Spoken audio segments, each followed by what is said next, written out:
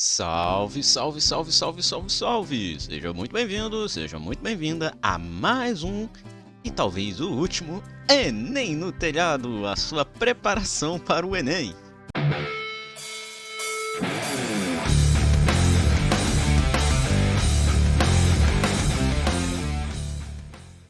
Sim, você não ouviu errado, eu não errei a introdução.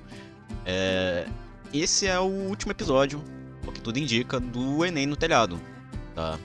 O Enem no Telhado ele foi um quadro criado justamente para preparar você, meu caro estudante, para o Enem, né? Ele foi criado no ano de 2024, começou resolvendo questões de física, né? Fez as questões de física de 3 anos, né? 2020, 2021, 2022. O ano de 2023 a gente acabou não fazendo as questões porque tem uma live resolvendo as questões aqui, né? E depois a gente começou a dar um enfoque maior nos conceitos, né? De cada um, os conceitos que mais caem, né, dentro do Enem, de cada uma das áreas de conhecimento, né? Então a gente abordou aqui desde mecânica até ótica, né? É esse último módulo aí. Então, sim, esse seria o último episódio do quadro, né? É porque a prova do Enem já está se aproximando. No momento que eu estou gravando, e esse vídeo está sendo lançado no dia 29 de outubro, né? A prova do Enem já está se aproximando. Então, por conta disso, não faria muito sentido continuar o Enem no Telhado posteriormente a isso, já que a prova já está aí na marca do pênalti, né? Entretanto, teremos ainda atividades aqui no canal, tá? Só para deixar isso claro. Dia 8 de novembro, é isso mesmo, dia 8 de novembro, eu vou estar abrindo live, né? É a live normal, só que a live vai ser focada em um aulão. Eu fiz isso ano passado, deu super certo, eu vou fazer de novo esse ano. É um aulão, tá? Que eu vou tirar as dúvidas de você, meu caro estudante, que você possa ter para a prova, a parte de física do Enem, tá bom? A prova de física do Enem vai acontecer no dia 10 de novembro, então dia 8 eu vou estar abrindo esse aulão. Não vai ser uma coisa muito pesada, vai ser realmente um dia assim para a gente poder bater papo sobre isso, né?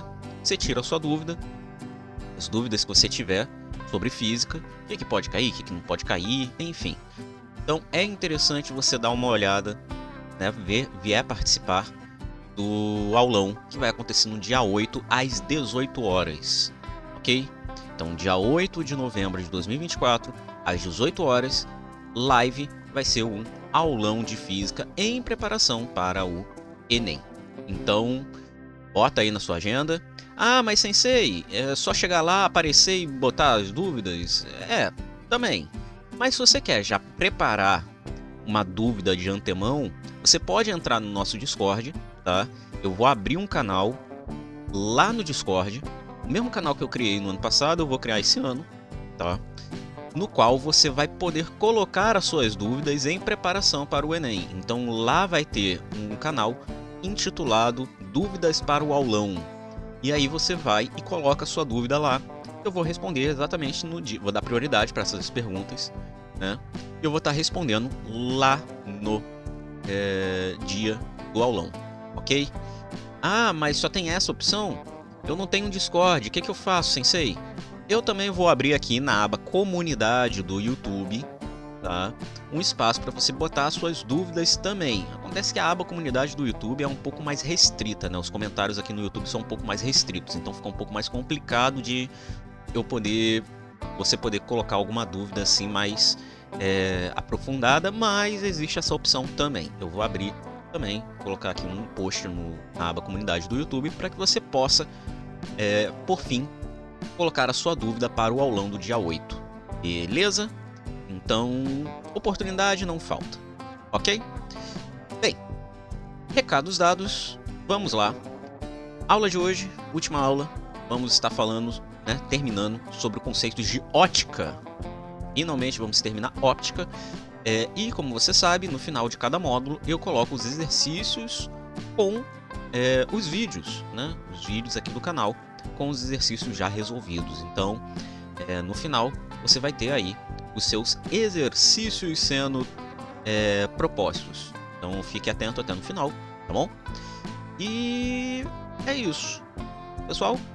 Vamos pegar aí o material de estudos e vamos para a nossa última aula.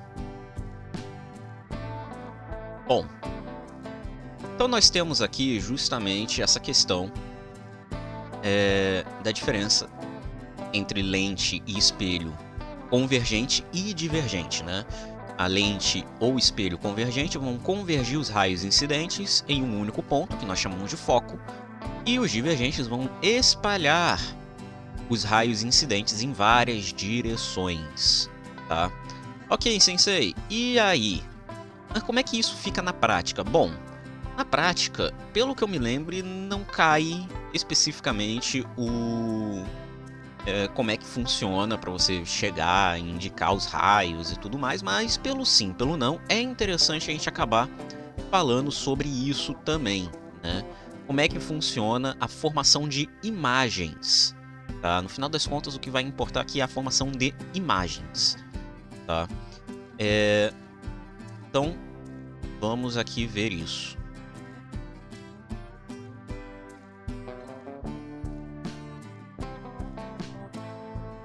Eu vou trabalhar tanto com espelho quanto com lente de forma concomitante, tá bom? E aí vai ser interessante porque nesse caso você vai ver que a situação é bem parecida, tá? Para os casos, tá? Eu primeiro vou começar com o caso de espelhos e lentes esféricos, né? Convergentes. Então, como é que a gente vai identificar aqui um espelho ou uma lente convergente? Tá. Lembrando, se a gente está falando de lentes ou espelhos esféricos, a gente está falando de uma parte de uma esfera. O que gera um espelho ou uma lente é que ele faz parte de uma esfera. Então ele vai ter as propriedades que você vai ter numa esfera. Ou seja, ele vai ter um centro, né, que nós chamamos de centro de curvatura. Tá? Como se fosse o meio da esfera. O meio da esfera corresponde ao centro de curvatura do espelho. Tá bom? Então, vamos lá. Fazer aqui duas situações que vão ser as convergentes. Olha só. Eu vou traçar bem no centro desse espelho ou dessa lente, tá? Uma linha que seria como se fosse uma linha guia, tá bom? No caso de espelho, você consegue identificar que é um espelho. Ele tem esses 3 risquinhos aqui. Isso aqui é um espelho convergente, tá? É um espelho esférico convergente. Aí ele vai convergir os raios para um ponto que é o foco. Isso aqui é uma lente convergente, tá? Por quê? Porque ela vai convergir os raios para um foco também, tá? Eles são invertidos aqui devido justamente às propriedades que a gente vai estar falando aqui. No caso, a diferença entre um espelho e uma lente é que o espelho ele vai aplicar uma propriedade de reflexão, que nós já falamos, né? Enquanto a lente não vai aplicar essa propriedade de reflexão propriamente dita. Não quer dizer que ela não tenha reflexão, tá? Isso é uma curiosidade, mas as lentes também refletem, tá? As lentes também refletem, mas elas refletem menos do que um espelho que foi feito para isso, que ele tem uma superfície, uma face, né, que é coberta, opaca, né, e que não permite a passagem de luz para aquela lente, né. Para que uma lente vire um espelho, basicamente basta você revestir ela com algum metal e aí você vai ter ali seu espelho, tá? Então você tem aqui essas duas situações, vão ser convergentes. Eu falei aqui de foco, né? Mas primeiro vamos aqui botar nome aos bois. O ponto aonde você tem a passagem dessa linha na lente ou no espelho é o que nós chamamos de vértice, tá? Que é o vértice. Ok? Beleza. E aí, como eu falei, vai ter sempre um centro de curvatura. O que é o centro de curvatura? É como se fosse o centro da esfera. Se eu quisesse fazer a esfera toda aqui, tá certo que essa esfera não ficou lá, essas coisas, mas se isso aqui fosse a esfera toda, e só essa parte aqui da esfera que eu peguei, o centro da esfera corresponde ao que nós chamamos de centro de curvatura, ok? Então, isso que a gente vai ter aqui, ó, centro de curvatura para essa lente, e aqui nós temos o centro de curvatura também para o espelho. Perceba que é a mesma coisa, tá?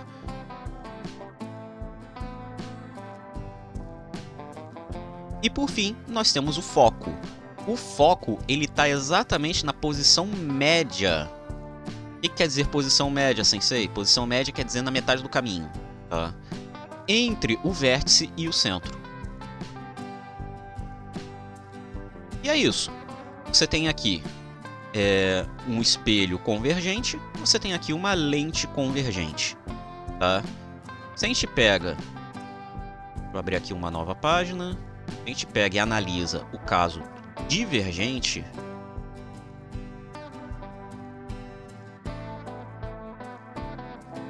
vamos aqui desenhar.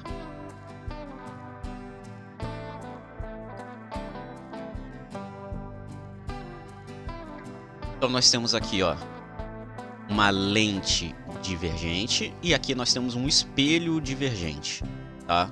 E de novo, nós temos aqui, ó, para onde está a curvatura, tá vendo? Você vai ter aqui o vértice, mesma coisa de antes, tá? Vértice, nos dois casos. Você tem o centro de curvatura, para onde a curvatura está apontando, seja no espelho, seja na lente. E você tem um foco. Fica exatamente entre o vértice e o centro, tá? Essa que é a grande questão aqui com relação a divergente e a convergente. A lógica é a mesma, beleza? A lógica aqui vai ser a mesma. Tá, e aí, sensei? Você falou que a gente tem que falar sobre formação de imagens. Sim. Para formar qualquer tipo de imagem, as regras, tanto para lentes esféricas quanto para espelhos esféricos, é basicamente a mesma, tá? Todo raio luminoso tem que obedecer 3 regras, tá bom? São as regras absolutas para a formação de qualquer imagem. Se você souber essas 3 regras, você sabe fazer a formação de imagem de qualquer componente esférico. Quais são as 3 regras, né? Quais são as 3 máximas? Deixa eu botar aqui em azul. Primeira regra.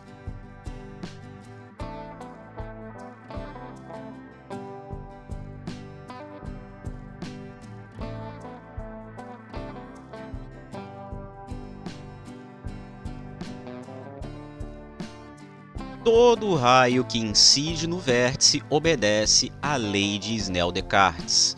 Ou seja, se você tem seja um espelho ou uma lente convergente ou divergente, se o raio incide, um raio de luz incide, lembrando, o raio se move em linha reta, então eu estou fazendo aqui, se ele incide no vértice, ele vai ter que obedecer à lei de Snell-Descartes. Tá? Então, você tem que ter essa coisa em mente. Ah, mas calma aí, se você está falando aqui de uma lente, como é que ela vai refletir? Calma, vamos chegar lá. No espelho isso fica mais fácil de ver, né? Você tem aqui, ó, bateu aqui, refletiu, né? Opa. Bateu aqui, refletiu. E obedece à lei de Snell, né? O ângulo de incidência é igual ao ângulo de saída, né? Então, isso é algo que você vai ver, né, em todos os espelhos, todas as lentes, tá? Bateu, refletiu, né? No caso da lente, isso vai depender da outra face, tá? Como assim, sensei? Calma aí, você não falou face antes. Vamos lá, vou explicar isso. Tá vendo que isso aqui é a condição para que seja uma lente convergente? Para que seja uma lente convergente, você tem que considerar uma situação desse tipo, tá? No qual você tem um raio de luz que ele possa incidir no foco e no centro, né? Ele tem essa meia lua aqui, digamos assim, né? Tem essa curvatura aqui. E aí os raios, eles têm que fazer isso aqui. É como se tivesse, tipo, bateu aqui, tem que voltar aqui, entendeu? Tudo tem que se direcionar para cá. Isso aqui é a condição para que a lente seja convergente. Para que ela seja divergente, quando o raio de luz incide sobre ela e passa para o outro lado, ela tem que ter essa barriga aqui, ó, tá vendo? Então isso aqui é a condição para que ela seja divergente, tá bom? Só que isso aqui corresponde a faces de uma lente. Como assim, as faces de uma lente? Acontece que a lente, ela geralmente é uma associação de curvaturas. Ela é formada por associação de curvaturas. Então ela pode ter uma parte plana e uma parte com essa barriga aqui, né? E aí você vai ter justamente uma lente que vai ser divergente, né? Você vai ter aqui uma lente que ela vai divergir os raios luminosos. Da mesma forma, você pode ter aqui, né? Além dessa parte divergente, você pode ter um convergente, né? Então os raios eles vão espalhar, mas depois, quando ela vai sair, os raios vão sair do outro lado, eles vão focar em alguma coisa. Então isso vai depender muito, justamente, da outra face da lente. Então é uma associação de faces, é uma brincadeirinha que você vai acabar fazendo, né? Você pode pensar, se você tem uma coisa assim e coloca outra coisa assim, né? E o raio tá vindo daqui. Raios estão vindo daqui. Só por essa barriga aqui, a gente sabe que a lente vai ser o quê? Divergente, certo? Ok. E aí você associa junto com essa barriga, você associa essa barriga aqui que ela é convergente, tá vendo? Isso aqui é uma lente convergente, né? Então, o que vai acontecer? Os raios vão vir aqui, vão espalhar, só que quando esses raios chegam aqui nessa parte da lente, essa parte da lente é o quê? Convergente. Então os raios vão acabar convergindo. Entendeu? Ou então você pode ter uma coisa assim, né? E assim. É uma reta, né?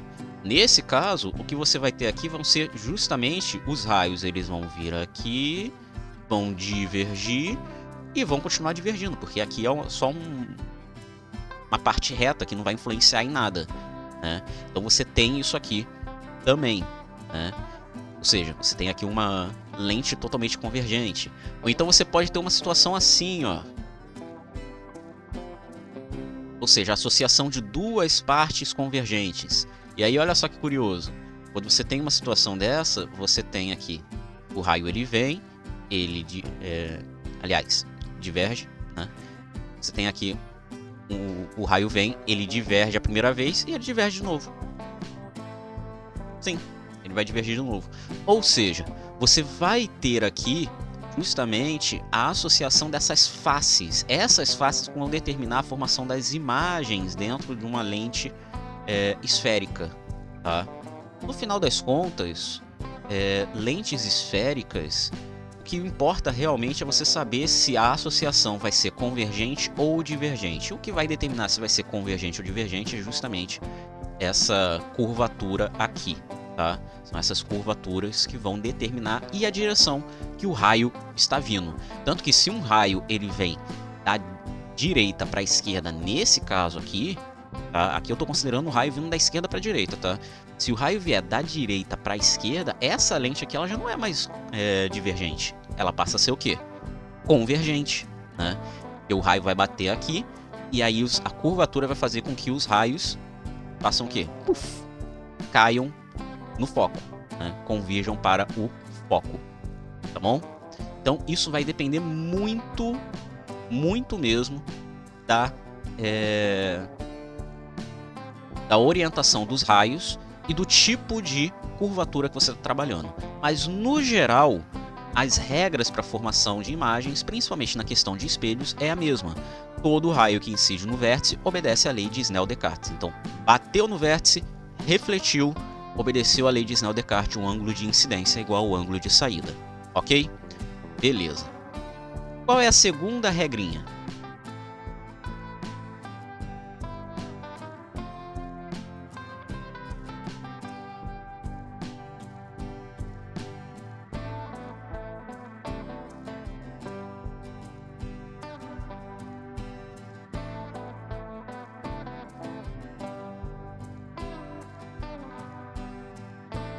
Todo raio que incide paralelo ao eixo se direciona para o foco, tá?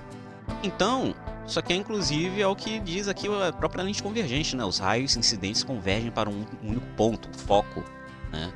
E isso é verdade para todos, tá? Seja convergente, seja lente, seja espelho.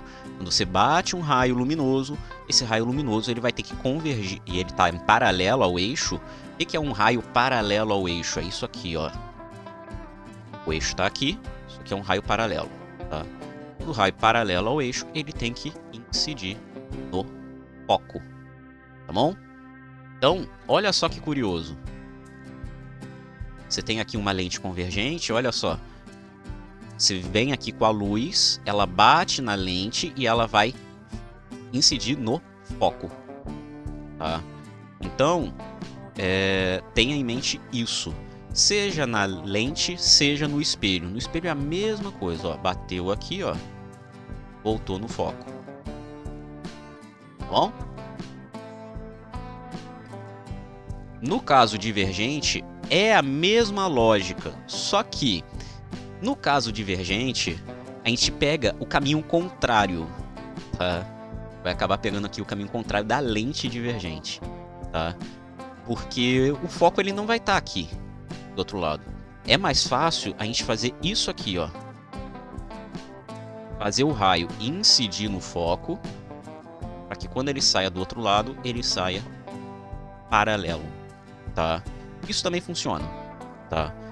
É um C e somente C, né? O raio ele vem aqui, passou pelo foco, ele vai em paralelo. Mas se você quiser incidir ele paralelo, também tem como, tá? Bom, e aqui no caso do espelho, né? É bem simples de você conseguir ver, né? Que é o seguinte: quando você bateu aqui, ó, bateu paralelo, como é um espelho divergente, a reflexão desse raio vai ser isso aqui, né? Só que essa divergência de raios, ela vai ser bem interessante porque ela vai ter que, prolongamento desse raio tem que passar no foco. Então ele não é aleatório, tá vendo? Faz isso aqui. Ele bate aqui, o raio ele bate paralelo ao eixo, e quando ele é refletido, né, ele é divergido pelo espelho divergente, o prolongamento desse raio tem que bater no foco, tá? Então nós temos aí essa situaçãozinha, ok? Bom, e por fim, nós temos a nossa terceira regra, tá? Só deixar aqui entre parênteses.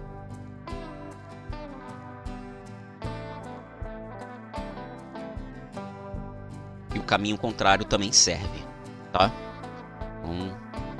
Ok. E qual é a nossa terceira regra, né?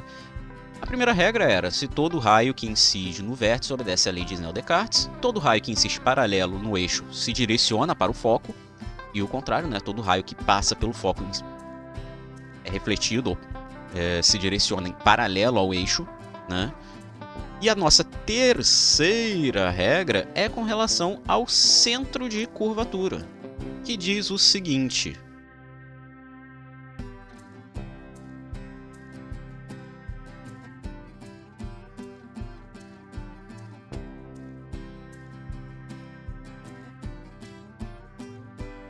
essa última regra, ela é mais desprezada, digamos assim, tá? Você não usa tanto ela quando você fala de formação de imagens, que é o fato de que todo raio que incide no centro de curvatura se direciona para o próprio centro de curvatura. Então, se você tem aqui, seja no espelho convergente, seja no espelho divergente, né? Se você faz o raio ele passar no centro de curvatura, ele vai voltar no centro de curvatura. Não tem muito mistério com relação a isso, tá? No caso da convergente, no caso das lentes, né, convergentes ou divergentes, é a mesma lógica. Passou no centro de curvatura, voltou no centro de curvatura. tá? Então não tem muito mistério, né? No caso da lente é até interessante que como o raio, se ele passa no vértice, ele segue reto, seguir reto aqui, é como se não houvesse uma lente aqui, né? É isso que vai acontecer quando o raio passa aqui no vértice. No caso do centro, ele vai passar aqui no centro, vai bater aqui na lente e ele vai divergir ou convergir para um centro imaginário, digamos assim, que tem do outro lado, né? Isso é bem interessante, né? Bom, isso é a questão dos raios luminosos e a formação das imagens, tá? Como é que forma a imagem, então, a partir disso? Porque você deu aí as regras, você falou como é que funciona as lentes, os espelhos e tudo mais, mas como é que funciona formação dessas imagens? É simples. Simplesmente o que você vai fazer é ligar ponto. É só isso. É só ligar pontos, tá? Você vai colocar um objeto na frente daquela lente ou daquele espelho, vai traçar os raios e vai fazer com que esses raios passem por esses pontos descritos aqui na nossa lista de regras, né? Ou seja, se o raio ele faz um raio passar no topo do objeto, né? E incidir no vértice, esse raio ele vai ter que obedecer à lei de Snell-Descartes. Depois você vai traçar um segundo raio. Esse raio ele vai ter que incidir no topo desse objeto também, de novo, e ele vai ter que vir paralelo ao eixo. Quando você fizer isso, esse objeto, o raio ele vai acabar se direcionando para o foco, né? Ou então vai ter o prolongamento do raio, né? Ou então, se você preferir, você pode fazer com que o raio ele passe pelo foco e aí depois ele passa no topo do objeto. Enfim, no final das contas, isso vai fazer com que esses raios passem por esses pontos notáveis dos espelhos e das lentes esféricas e depois disso você vai ligar, você vai encontrar o ponto de encontro dos raios refletidos ou então dos raios atravessados, seja no espelho, no caso dos refletidos, seja no caso das lentes, os raios ultrapassados, né? Quando eles passam de um meio para outro, tá? Então você tem essa situação aí. Você vai obedecer essas 3 regrinhas e a partir das 3 regrinhas você vai formar as imagens. Ok? Beleza. Bom, é só isso, Sensei? Não. Finalmente, nós temos nossa última matéria de todas, que é justamente... Deixa eu ver qual é a cor que eu estou usando. Vermelho. Que é justamente a parte de fenômenos ópticos. Fenômenos ópticos são fenômenos justamente que você vai encontrar a partir da luz, né? São efeitos que a luz causa ao interagir com a matéria ou interagir com outras ondas eletromagnéticas, enfim. São fenômenos que você vai conseguir observar. Geralmente é a parte mais aplicada da ótica, né? É a parte ali que gera os experimentos de física efetivamente, né? Então, você tem aqui os fenômenos ópticos. Um dos fenômenos ópticos a gente já falou lá atrás, que é o fenômeno de reflexão, tá? E a gente também falou de um outro fenômeno óptico, que é o de absorção. Então eu vou pular esses 2 fenômenos e vamos para os próximos fenômenos ópticos, tá bom? Quais seriam os próximos fenômenos ópticos depois de reflexão e absorção? Bom, os próximos fenômenos ópticos depois de reflexão e absorção seria o fenômeno de refração. O que é o fenômeno de refração? Refração nada mais é do que quando a luz ela muda de meio. Como assim? A luz, quando ela está se propagando para nós podermos enxergar qualquer objeto, ela se propaga na nossa atmosfera, ou seja, ela se propaga no ar, né? Só que se você está embaixo d'água, a luz ela vai continuar se propagando. Só que a luz se propaga embaixo d'água de uma forma diferente da qual ela se propaga no ar. Inclusive, ela diminui a sua velocidade, né? Que ela muda de meio. Ou seja, quando você tem a luz mudando de um meio para outro, você tem uma alteração na velocidade da luz, tá? A luz fica com uma velocidade menor, tá bom? Ou maior, dependendo de que meio para que meio você está passando. Por exemplo, se você está passando da água para o ar, a velocidade da luz aumenta, né? Se ela está saindo da água e indo para o ar, a velocidade da luz aumenta. Agora, se você está indo do ar para a água, a velocidade da luz diminui, tá? Ao contrário do som. A velocidade do som, ele aumenta embaixo d'água e diminui no ar, tá? Então, a refração vai ser justamente essa mudança de meio, tá? Quando a luz muda de meio. Então, é isso que a gente vai escrever aqui.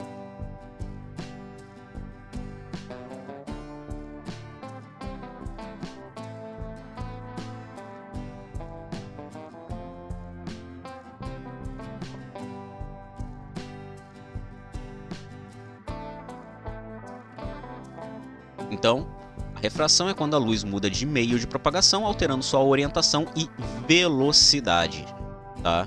Inclusive, é até curioso que a maior velocidade que a luz pode atingir é no vácuo, quando não tem um meio material ali para atrapalhar ela. Quando ela entra no meio material, a sua velocidade diminui. E você pode fazer uma relação entre a velocidade da luz naquele meio e a velocidade da luz no vácuo. Essa relação é o que nós vamos chamar de índice de refração, dada pela letra N. Vai ser a velocidade da luz no meio dividido pela velocidade da luz no vácuo, tá?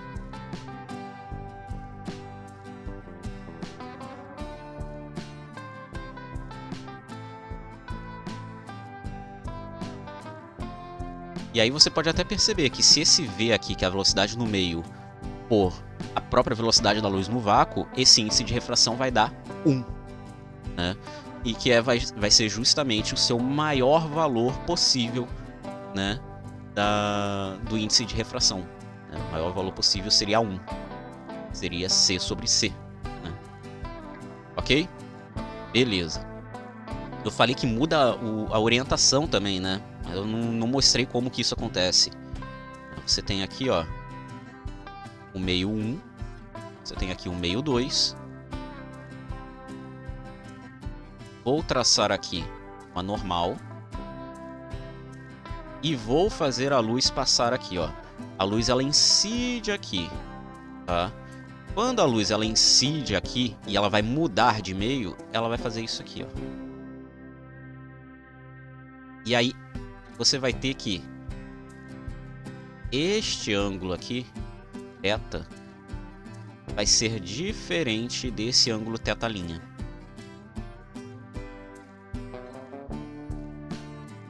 Ou seja, você vai ter aqui justamente essa mudança na orientação, né? Ela inclina um pouco mais ou inclina um pouco menos, ela pode fechar mais para cá, ela pode vir mais para cá e tudo mais. O índice de refração negativo, inclusive, é quando, na verdade, essa incidência aqui faz com que o raio, né, de luz, quando ele passe de meio, ele vá na mesma orientação, né? Então ele fica por aqui, ele não fica por aqui, né? Então você tem aqui assim que funciona a refração, tá? Beleza. Só tem a refração, a gente já falou de reflexão, tem absorção, tem mais alguma coisa? Tem mais dois fenômenos ópticos. O primeiro fenômeno óptico, que a gente vai falar aqui para encerrar, é justamente a difração. Difração é uma velha conhecida nossa, eu já falei quando a gente foi falar sobre ondas aqui no quadro do Enem no Telhado. A gente falou sobre difração também. A difração é quando você tem uma interferência de ondas, tá? A onda ela bate em algum tipo de aparato, né? E esse aparato vai fazer com que gere outras ondas e essas ondas interfiram entre si, né? A luz, no caso, a luz, para provar que ela é uma onda, o experimento de difração é muito importante. Então, a difração é um fenômeno óptico proveniente da natureza ondulatória da luz, que justamente vai ser produzido através da interferência das ondas.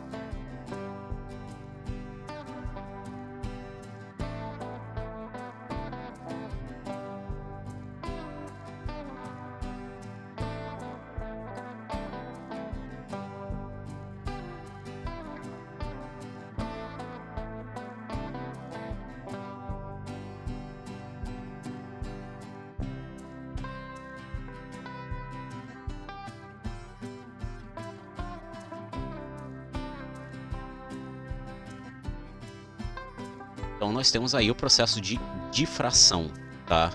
A difração vai ser o que vai justificar a natureza ondulatória da luz mesmo, tá? O experimento mais famoso de difração é justamente o da fenda dupla de Young, tá bom?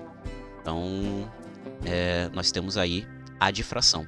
E por fim, mas não menos importante, o último fenômeno, que é o fenômeno de polarização.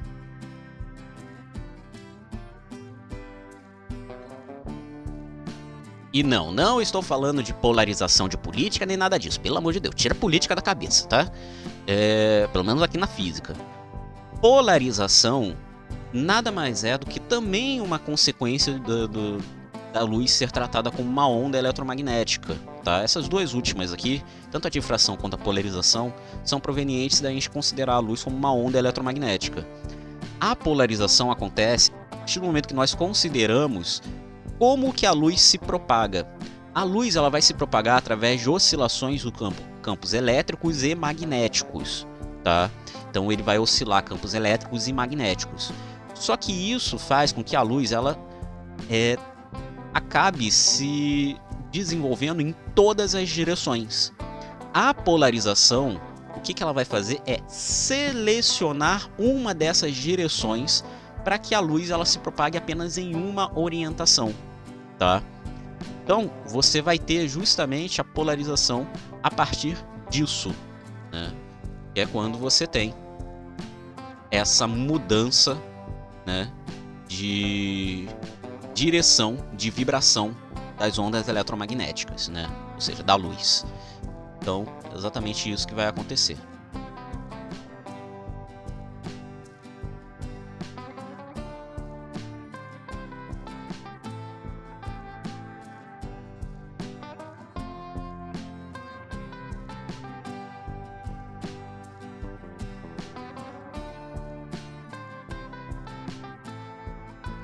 E para isso você precisa de um polarizador.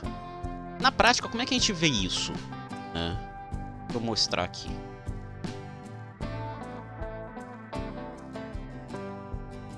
Você tem aqui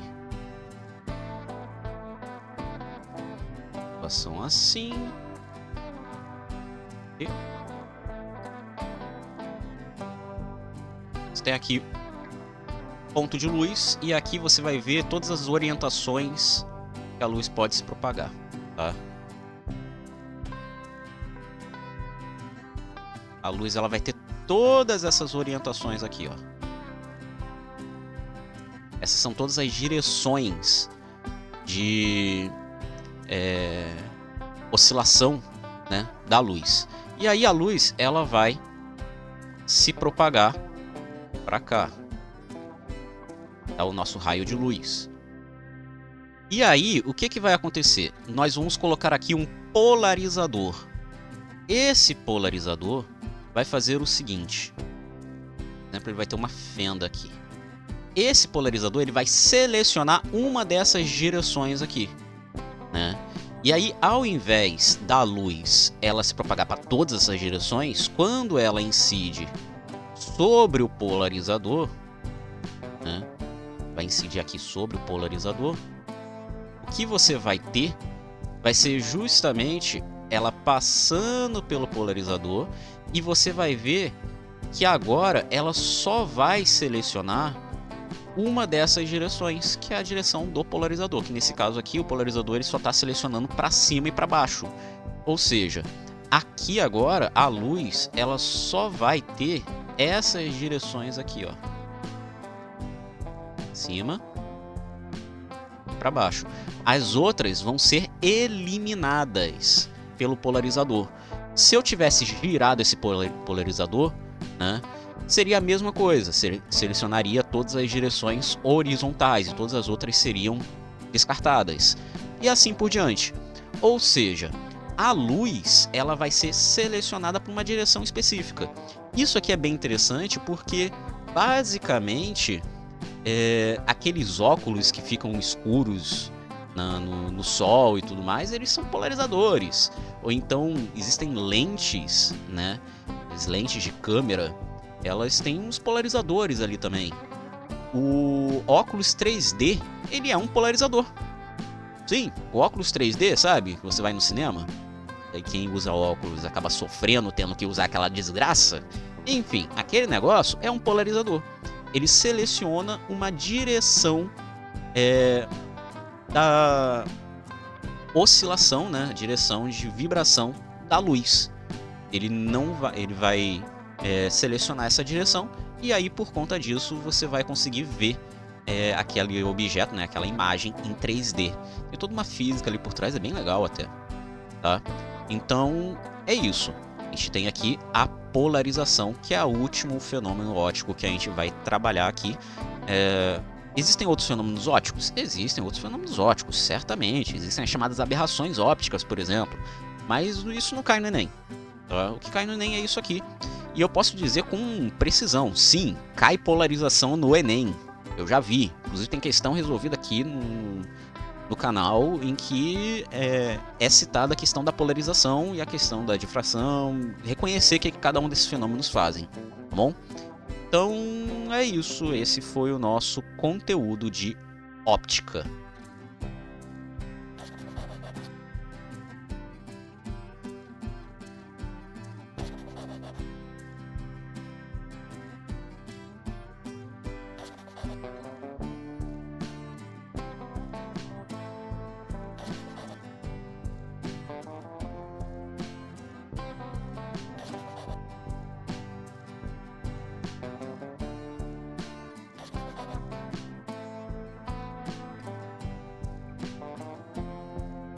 E é isso, esse foi o nosso último episódio, espero que você tenha gostado. Se ficou alguma dúvida, você pode deixar aí nos comentários ou entrar no nosso Discord, tá? E deixar lá suas dúvidas sobre óptica ou outras coisas de física, tá? O link do Discord vai estar aqui nos comentários. Lembra de deixar o like, se inscreve se não for inscrito, ativa o sininho para não perder nada. Considere se tornar membro aqui do canal, você tem acesso antecipado aos conteúdos do canal, além de outras mordomias, como por exemplo os emojis aqui do canal, que são bem legais, hein? Um valeu demais também ajuda. Muito obrigado a todos, vejo vocês no dia 8 de novembro, tamo junto e em té!